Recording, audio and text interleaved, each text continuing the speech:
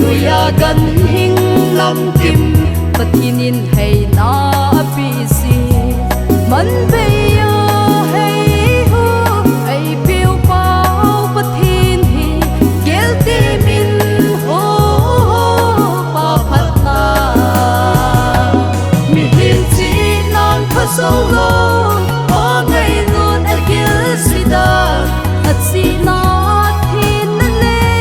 aloupina Mihem kam ma kun senlou Thimthu jeila hil joulou Aloupi Athengpen le Pakai Aloupi Athengpen le Pakai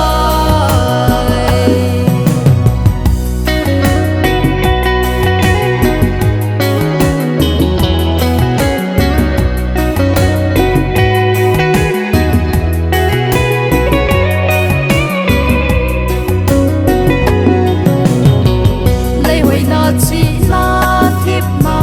pa banga chu thei mu loi thei pathin ngailutna aloupina chu tini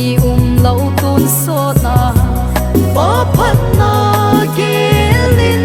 sa so hoi lo hil leilam le tha ka